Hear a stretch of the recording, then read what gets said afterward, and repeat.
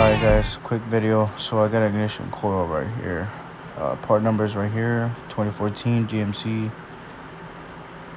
I got a code P0303. Misfire cylinder number 3. So you stand on the block. The right side is number 3, 5, and 7. Odd numbers. So I replaced the wires. As you guys can see, a zip tie right here.